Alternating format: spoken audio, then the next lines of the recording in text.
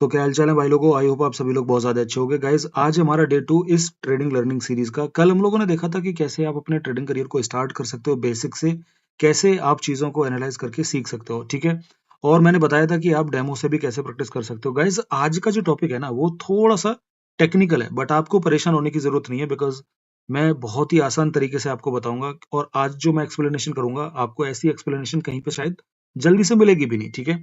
आज हम बात करेंगे गाइस आरएसआई और सपोर्ट एंड रेजिस्टेंस का यूज करके आप मार्केट को कैसे बहुत ही बेहतर तरीके से समझ के कुछ अच्छे डिसीजंस ले सकते हो और कुछ विनिंग जो ट्रेड्स हैं उनको लगा सकते हो। लेकिन मैं यार ये वीडियो शुरू करूं उससे पहले एक इंपॉर्टेंट चीज मैं आपको बता देता हूँ, ठीक है। देखो, इन्वेस्ट आप जब कोई भी मनी करते हो तो उसमें बहुत ज्यादा रिस्क होता है, क्योंकि इन्वेस्टिंग इन्वॉल्व्स रिस्क, ठीक है।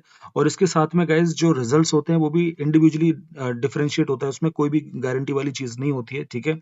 और ये वीडियो जो है ना वो सिर्फ और सिर्फ आपके लिए एजुकेशन पर्पज के लिए है गाइस, ठीक है। इसमें कोई भी मैं आपको फाइनेंशियल एडवाइस नहीं दे रहा हूँ। ये वीडियो बनाने का जो पर्पज है मेरा, देखो यहाँ पे मैं आपको अपनी खुद की जो जर्नी है वो शेयर कर रहा हूँ, ताकि आपको मार्केट को समझने में, मार्केट को एक तरीके से आपको बेटर तरीके से आप इसको मार्केट को समझ पाओगे अगर मेरी वीडियोस में आपको कुछ भी लर्न करने को मिलता है तो, ठीक है। और गाइज आज का जो सेटअप मैं करने वाला हूँ वह ओलम ट्रेड के ऊपर करने वाला हूँ। गाइज एक चीज मैं बता दूं कि अगर आप भी डेमो अकाउंट से प्रैक्टिस करना चाहते हो तो इसके लिए आपको क्या करना पड़ेगा, आप मेरे इस वीडियो के नीचे डिस्क्रिप्शन में लिंक है, आप वहां से अपना अकाउंट क्रिएट कर सकते हो और डेमो में आप प्रैक्टिस कर सकते हो। क्योंकि देखो जब आप डेमो में प्रैक्टिस करोगे ना गाइज, जो मैं आपको बताऊंगा, तो फिर उससे आपको कॉन्फिडेंस भी मिलेगा, ठीक है। आपको प्रैक्टिस करना है, ऑब्जर्व करना है और फिर आपको अपना खुद का पैटर्न जो है वो बनाना है। क्योंकि देखो रियल मनी आपको तभी लगानी है जब आप कंसिस्टेंसी के साथ में और कॉन्फिडेंस के साथ में जो ट्रेड्स हैं उनको लगा पाओ और मार्केट को एनालिसिस कर पाओ, ठीक है। तो देखो यार, सबसे पहले हमको ये समझना पड़ेगा कि आरएसआई होता क्या है। जब आप कोलम ट्रेड प्लेटफॉर्म के ऊपर होगे तो सबसे पहले ये एक आइकन आपको मिलता है, यहाँ पे आपको मेरा कर्सर दिख रहा होगा गाइस, ठीक है। इस पे जब आप क्लिक करोगे तो देन आपको दो चीजें मिलेंगी, एक इंडिकेटर्स और दूसरा आपको मिलता है ऑसिलेटर, ठीक है। तो ऑसिलेटर्स में जब आप जाओगे तो यहाँ पे आपको एक आरएसआई के ऊपर क्लिक करना है। तो जब आप आरएसआई के ऊपर क्लिक करोगे गाइस, ठीक है, तो एक इंडिकेटर, एक ऑसिलेटर आपके चार्ट के ऊपर इंप्लीमेंट हो जाता है। अब यहाँ पे इसको हम थोड़ा सा समझने की कोशिश करते हैं कि ये इंडिकेटर होता क्या है और मार्केट में काम कैसे करता है, ठीक है। ओके, तो सबसे पहले आपको एक चीज समझनी है गाइस कि ये आपको 70 दिख रहा होगा और ये आपको 30 दिख रहा होगा, ठीक है। अब ये 70 से 30 के बीच में आपको मार्केट समझने में आपको बहुत ज्यादा हेल्प करेगा। क्या करेगा मैं बताता हूँ। अब ये जो 30 है, ठीक है, तो ये कहीं ना कहीं यहाँ पे जीरो भी होगा, ठीक है। अब जब ये जीरो भी होगा तो सेम इस तरीके से जो वैल्यू होगी वो 70 के ऊपर यहाँ पे 100 भी कहीं ना कहीं पे होगी। तो इससे हमको ये चीज सीखने को मिलती है कि जो आरएसआई की जो वैल्यू है वो स्केल करती है आपकी 0 से लेकर के 100 तक, ठीक है। अब इसमें हमको सीखने को ये मिलता है गाइस कि जब ये जो लाइन है, ठीक है, ये जो लाइन आपकी है और ये जो लाइन है ये कौन सी है, ये आपकी 70 है, ठीक है। तो जब ये लाइन 70 को क्रॉस करके ऊपर चली जाती है तो इसका मतलब ये हो जाता है कि मार्केट अभी ओवरबॉट हो गया है, ठीक है।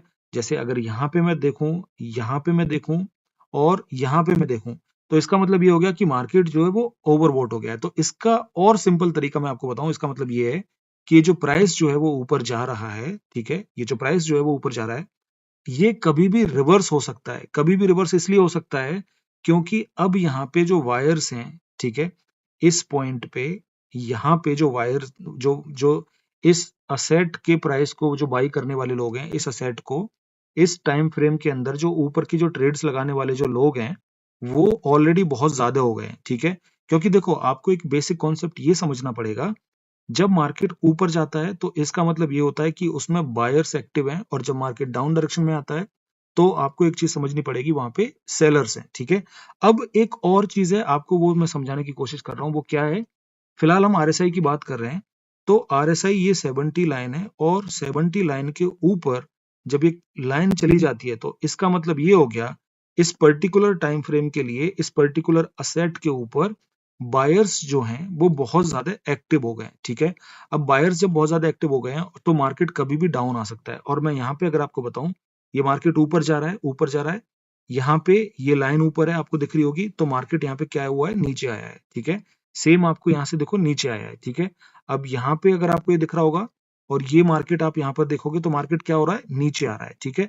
तो एक फंडा तो हमको समझ में आ गया कि जब भी मार्केट ओवरवॉट रीजन में चला जाता है तो एनी टाइम मार्केट रिवर्स हो सकता है बिकॉज बायर्स जो है वो अब और ज्यादा इन्वॉल्व नहीं होना चाह रहे हैं। तो यहाँ पे एंट्री जो हो जाती है वो किसकी हो जाएगी, सेलर्स की हो जाएगी। तो जब सेलर्स यहाँ पे अपनी चीजों को, जो चीजों की मैं बात कर रहा हूँ, सॉरी, ये जो असेट्स है या जो इसका प्राइस है वहां पे अपना प्रॉफिट बुक करके निकलने लगेंगे, तो वो मार्केट क्या होगा, ऑटोमेटिकली डाउन डायरेक्शन में फ्लो करेगा। ठीक है, ओके। सेम तरीके से हम एक और चीज समझने की कोशिश करते हैं गाइस, मैं आपको एक्सप्लेन करता हूँ। ठीक है, ओके। यहाँ पे देखो क्या हो रहा है, ये मार्केट डाउन डायरेक्शन में आ रहा है तो यहाँ तक ये डाउन आ गया। ठीक है, और यहाँ पे ये मार्केट क्या कर रहा है, ये जो लाइन है ये 30 के नीचे है। तो जब भी जो लाइन है, ये जो RSI लाइन है 30 से नीचे होती है, तो इसका मतलब ये हो जाता है कि मार्केट अभी इस पर्टिकुलर टाइम फ्रेम की कैंडल के ऊपर क्या हो गया है, ओवर सोल्ड हो गया है। ठीक है, ये ओवर सोल्ड हो गया तो इसका मतलब क्या हो गया कि अब यहाँ पे कुछ टाइम के लिए जो सेलर्स हैं वो ज्यादा एक्टिव नहीं रहेंगे। ठीक है, जो सेलर्स हैं वो ज्यादा एक्टिव हैं, सॉरी ऑलरेडी एक्टिव हैं। तो यहाँ पे अब बायर्स आ सकते हैं, और जब बायर्स आएंगे तो मार्केट क्या होगा, ऊपर जाएगा। ठीक है, ओके। आपको दो दो चीज, तीन तीन चीजें मैं बता रहा हूँ जो आपको बहुत ज्यादा ध्यान रखनी है। ठीक है, सबसे पहले मैं इसको देखो बेसिक बता रहा हूँ, ये इसका एडवांस पार्ट नहीं है, एडवांस पार्ट में लेकर के आऊंगा आपके लिए। बट ये जो चीज मैं बता रहा हूँ ये बिगनर्स के लिए बहुत ज्यादा हेल्प करने वाली है गाइज। ओके, तो हम बात ये कर रहे हैं कि जो RSI जो टूल है, जो RSI इंडिकेटर है, इसकी बाय डिफॉल्ट जो वैल्यू होती है वो कितनी होती है, 14 पीरियड होती है। ठीक है, ये RSI जो है ना गाइस, ये RSI जो है ये एक टूल है। ठीक है, लेकिन ये फ्यूचर की प्रिडिक्शन आपको नहीं कर सकता है। तो अब इससे हमको ये सीखने को मिलता है कि कभी भी RSI को केवल आप जब बिगनर होते हो, ठीक है, जब आप एज ए न्यू ट्रेडर बनते हो, ठीक है, तो सिर्फ और सिर्फ RSI के भरोसे डिपेंड हो करके आपको कहीं पर अप या कहीं पे डाउन डायरेक्शन के जो ट्रेड्स हैं वो नहीं लगाने। आपको कंफर्मेशन लेना पड़ेगा, और कंफर्मेशन आप कहाँ से ले सकते हो, आज हम जो बात कर रहे हैं वो हम किसकी बात कर रहे हैं, सपोर्ट एंड रेजिस्टेंस की बात कर रहे हैं। ठीक है, तो मैं आपको सपोर्ट एंड रेजिस्टेंस बताऊंगा, बट आप प्राइस एक्शन की भी हेल्प ले सकते हो। प्राइस एक्शन की हेल्प से भी आप मार्केट की मूवमेंट्स को कैप्चर करके प्रॉफिटेबल जो ट्रेड्स हैं वो लगा सकते हो। ठीक है, ओके। तो अब हम बात करेंगे कि सपोर्ट एंड रेजिस्टेंस क्या होता है और ये काम कैसे करता है। ठीक है, तो सबसे पहले मैं बात करूंगा किसकी, सपोर्ट लेवल की।